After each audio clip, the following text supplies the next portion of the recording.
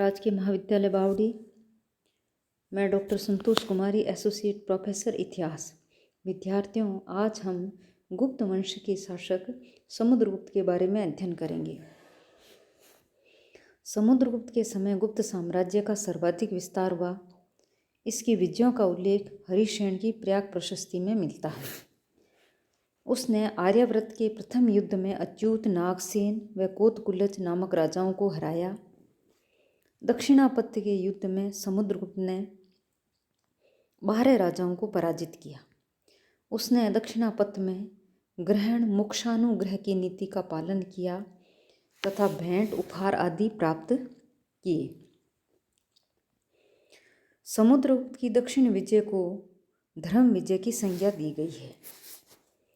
समुद्रगुप्त के सिक्कों में उसे लिच्छवी दोहित्र कहा गया है। समुद्रगुप्त प्रसन्न होने पर कुबेर तथा रुष्ट होने पर यमराज के समान था। यह जानकारी हमें एरण अभिलेख से मिलती है। एरण अभिलेख में समुद्रगुप्त की रानी का नाम दत्त देवी बताया गया है। प्रयाग प्रशस्ति में समुद्रगुप्त को 100 युद्धों का विजेता कहा गया है। समुद्रगुप्त की 6 प्रकार की स्वर्ण मुद्राएं प्राप्त होती है। गरुड़ प्रकार की, धनुर्धारी प्रकार की, परशु प्रकार की, अश्वमेघ प्रकार की, व्याघ्र हनन प्रकार की और वीणावादन प्रकार की। समुद्रगुप्त के लिए सर्वराज्योच्छेता के विरुद्ध का प्रयोग हुआ है। कुछ विद्वान काच नामक शासक का समीकरण भी समुद्रगुप्त से करते हैं। प्रयाग प्रशस्ति की 19वीं व 20वीं पंक्ति में दक्षिणापथ के 12 राजाओं एवं राज्यों का उल्लेख मिलता है। आर्यावर्त के द्वितीय युद्ध में समुद्रगुप्त ने 9 राजाओं को पराजित किया। प्रयाग प्रशस्ति की 21वीं पंक्ति में इन 9 राजाओं का उल्लेख हुआ है। प्रयाग प्रशस्ति की 21वीं पंक्ति में आठविक राज्यों की विजय का भी उल्लेख है। उत्तर पश्चिम एवं उत्तर पूर्व के सीमावर्ती राज्यों एवं गणतंत्रीय राज्यों ने सर्वकर दान, आज्ञाकरण एवं प्राणामागमन के द्वारा समुद्रगुप्त की सेवा की। शक, कुषाण आदि विदेशी शक्तियों ने समुद्रगुप्त की अधीनता निम्न 3 विधियों से मानी। इसका उल्लेख हमें प्रयाग प्रशस्ति की 23वीं और 24वीं पंक्तियों में मिलता है। पहला, आत्मनिवेदन, स्वयं दरबार में उपस्थित होकर। दूसरा, कन्योयापन, अपनी पुत्रियों का गुप्त वंश में विवाह कर।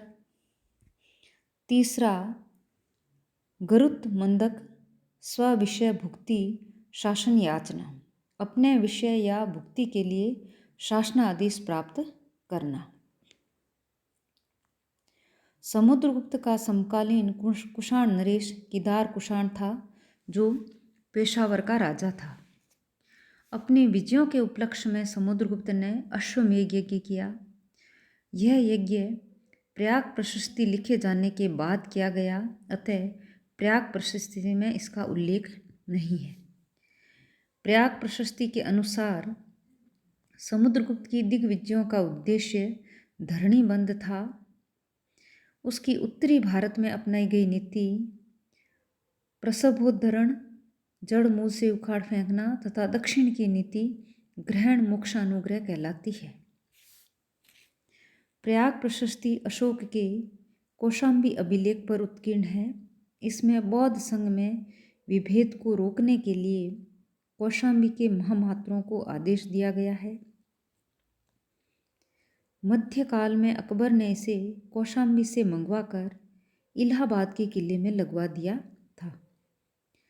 प्रयाग प्रशस्ति ब्राह्मी लिपि एवं विशुद्ध संस्कृत में लिखी हुई है।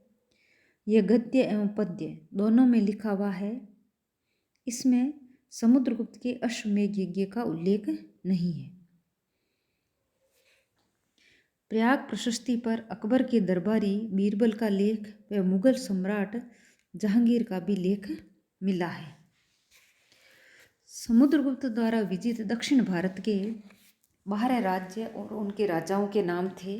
नंबर 1, कौशल का महेंद्र, महाकांतार का व्याघ्रराज, कोराल का मंटराज, पिष्टपुर का महेंद्रगिरी, कोट्टूर का स्वामीदत्त, एरंडपल का दमन, कांची का विष्णुगोप, अवमुक्त का नीलराज, वेंगी का हस्तिवर्मन, पल्लक का उग्रसेन, देवराष्ट्र का कुबेर, कुस्तुलपुर का धनंजय।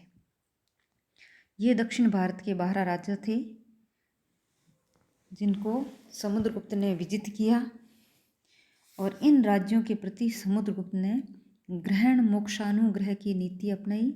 इस नीति के तहत इन राज्यों को जीतकर वापस लौटा दिया एवं उनसे भेंट उपहार आदि प्राप्त किए।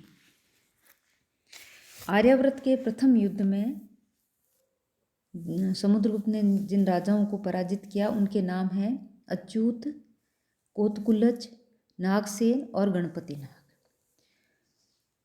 आर्यावर्त के द्वितीय युद्ध में समुद्रगुप्त ने 9 राजाओं को पराजित किया। इनके नाम हैं रुद्रदेव, मतिल, नागदत्त, चंद्रवर्मा, गणपति नाग, नागसेन, अच्युत, नंदी और बलवर्मा।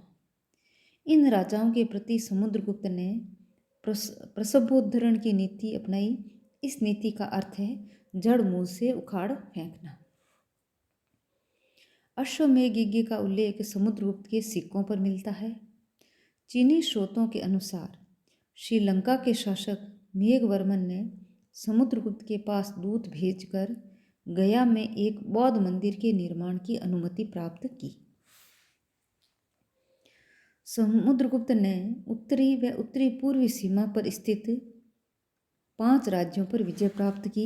ये राज्य थे समतट, डवाक, कामरूप, कृतपुर और नेपाल। इनके प्रति उसने सर्व कर दानाज्ञाकरण प्रणामागमन की नीति अपनाई, जिसके तहत वे समुद्रगुप्त को सभी प्रकार के कर देते थे, उसकी आज्ञाओं का पालन करते थे तथा उसे प्रणाम करने के लिए राजधानी में उपस्थित होते थे। विसेंट स्मिथ ने समुद्रगुप्त को भारत का नेपोलियन कहा है। समुद्रगुप्त ने कविराज की उपाधि धारण की। उसके कुछ सिक्कों पर उसे वीणा बजाते हुए दिखाया गया है। समुद्रगुप्त ने बौद्ध भिक्षु वसुबंधु को संरक्षण प्रदान किया था। इलाहाबाद स्तंभ लेख में समुद्रगुप्त की धर्म प्रचार बंधु उपाधि का उल्लेख मिलता है। प्रयाग प्रशस्ति के रचनाकार हरिसेन थे। इसके अलावा समुद्रगुप्त ने पश्चिमी और उत्तरी पश्चिमी सीमा पर स्थित 9 गणराज्यों पर भी विजय प्राप्त की।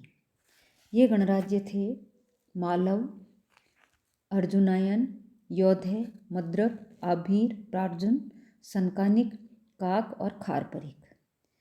इन गणराज्यों ने स्वेच्छा से समुद्रगुप्त की अधीनता स्वीकार की तथा इसके प्रति भी प्रत्यंत राज्यों वाली ही नीति अपनाई।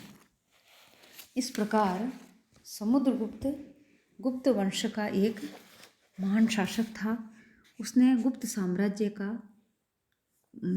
चारों दिशाओं में खूब प्रचार एवं प्रसार किया और उसके समय में सामाजिक, धार्मिक, आर्थिक और राजनीतिक दृष्टिकोण से चहुमुखी प्रगति हुई।